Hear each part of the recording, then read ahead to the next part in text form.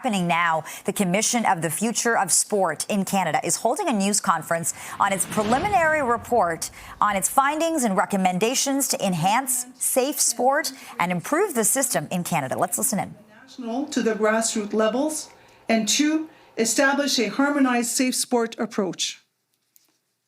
Allow me now to present the main recommendations. In relation to the sport system, we recommend that the functions of sport and physical activity be integrated under the same organization. We also recommend the creation of a centralized sport entity, an entity independent from the federal government, tasked with providing strategic leadership, coordination, administration, and oversight of sport and physical activity across the Canadian sport system. Par ailleurs, afin de garantir que le système sportif dispose des ressources nécessaires pour répondre aux besoins de l'ensemble des participants et favoriser des environnements sportifs plus inclusifs et accessibles, nous recommandons l'élaboration d'un nouveau modèle de financement du sport. En plus d'augmenter de façon urgente le financement de base des organismes urgently the fund for national sports and parasports organization. We also recommend the development a funding strategy for and physical activity for the long term. To meet the needs of all participants and to promote more inclusive and accessible sport environments, we recommend the development of a new sport funding model. At the level of sport organization, we recommend that federal funding be made conditional on compliance with enhanced governance requirements, going beyond those set out in the Canadian Sport Governance Code. With the aim of increasing the overall efficiency of the sport system and optimizing the use of resources and public funds, we recommend implementing measures to strengthen the coordination, alignments, and collaboration between sport organizations at all levels and between different sports. Concernant le sport sécuritaire, with regard to safe sport, our preliminary report has 3 great priorities: prevention, intervention, and support. After more than a year of engagement, we have noted that there was a need for more focus on preventing mistreatment in addition to intervening after an event has occurred. Our report is structured around 3 key priorities: prevention, response, and support. Over more than a year of engagement, we found that greater emphasis must be placed on preventing maltreatment, in addition to responding after harm has occurred. As a result, we recommend the development of a national safe sport education program for delivery to all individuals involved in sport organizations that receive federal funding. We also recommend that the Government of Canada either mandate background screening requirements or develop, in collaboration with relevant participants, a standardized background screening policy for adoption by sport organizations receiving federal funding. For both measures, we explore ways to expand the requirements to provincial, territorial, and community-level sport organizations. To further reinforce prevention efforts, we recommend establishing a nationwide public registry of individuals whose ability to participate in sport has been restricted.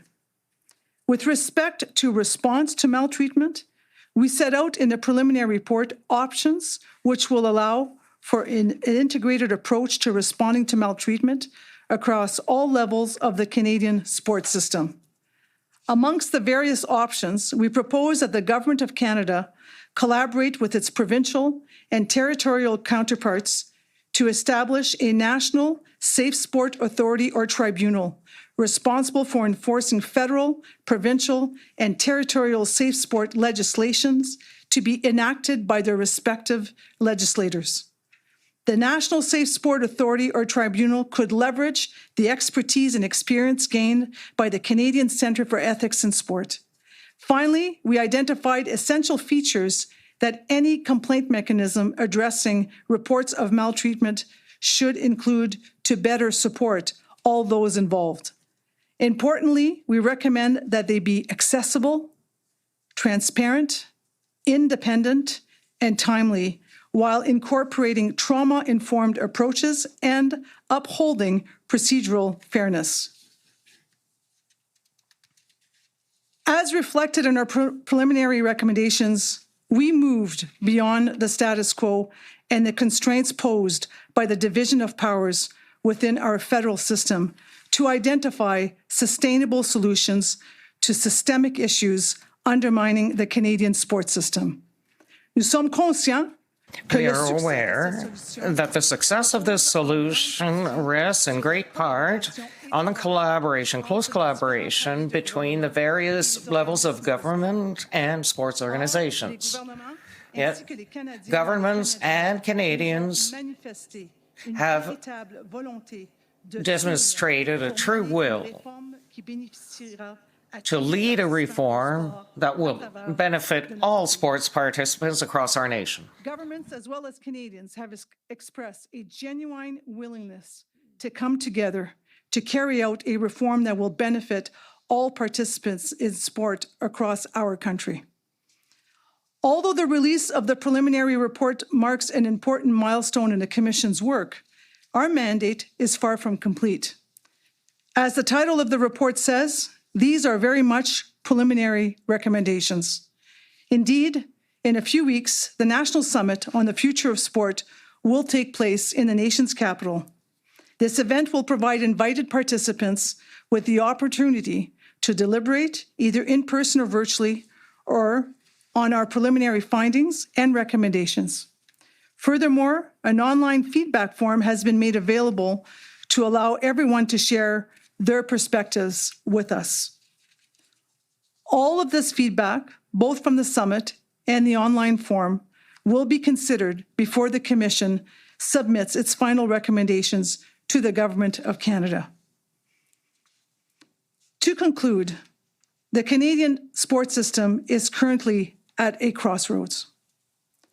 This situation is largely due to the courage of victims, survivors, and witnesses who dared to speak out against abuse, harassment, and discrimination in sport, thereby prompting governments to act. We are all indebted to them, as their courage will contribute to building a revitalized, inclusive, and safe sports system for future generations. In conclusion, the Canadian sports system is currently at a crossroads. All right, you've been listening to the Commission of the Future of Sport in Canada holding a news conference on its preliminary report to enhance safe sport and improve the system in Canada. This preliminary report finds BIPOC, LGBTQ+, and para-athletes seem to be the most vulnerable within our sports system. The Commissioner also says there has been a pervasive culture of silence in the sports system, which has led to a crisis. The recommendations include a creation of a centralized sport entity independent of the federal government, that greater emphasis must be placed on preventing misconduct in sport, and that a national safe sport tribunal be established to address any complaints related to maltreatment. The Commission also says these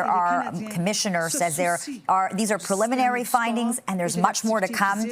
The Commission also wants to hear from the public before it submits its final recommendations to the Government of Canada.